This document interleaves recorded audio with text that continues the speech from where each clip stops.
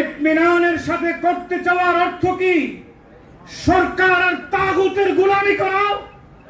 কখনো নয়।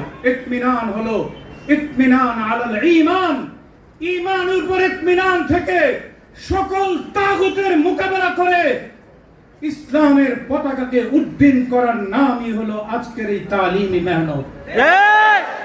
ইমাম আবু হানিফাকে থেকে নিয়ে ইমাম আহমদ ইবনে হাম্বল, ইমাম মালিক, ইমাম ইবনে তাইমিয়া, আব্দুল্লাহ ইবনে মুবারক, ইজ্জুদ্দিন ইবনে আব্দুস সালাম, আমাদের দারুল উলুম দেওবন্দের সূর্য সন্তান কাসিমুল খায়রাত, কাসেম নানুতাবি, শাইখুল হিন্দ মাহমুদ হাসান দেওবন্দি, এদেশের সদর সাহেব আল্লামা শামসুল হক ফরিদপুরি, হাফিজ হুজুর শাইখুল হাদিস আল্লামা আজিজুল হক, শাইখুল ইসলাম আল্লামা আহমদ শফি, নূর হোসেন খাসিমি, মুফতি ফজলুল হক আমিনী একই ধারায় মেহনত করেছেন।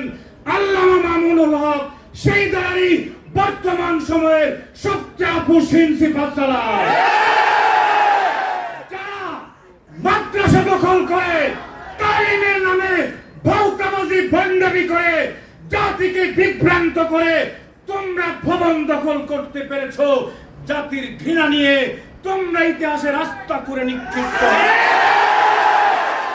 আমরা ভবন চাই না, অট্টালিকা চাই না, আদর্শ নিয়ে শাহাদাত বরণ করতে চাই। হয়তো শাহাদাত, নয়তো খেলাফত, হয়তো খেলাফত, নয়তো শাহাদাত।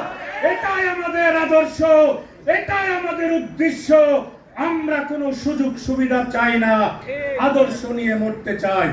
আসুন সবার প্রতি আল্লাহ মামুনুল হক গতকালকে বলেছেন লা তাসরিবা, কোনো অভিযোগ নাই, কিন্তু ইসলামের উপর আঘাত করলে কাউকে ছাড় দেওয়া হবে না।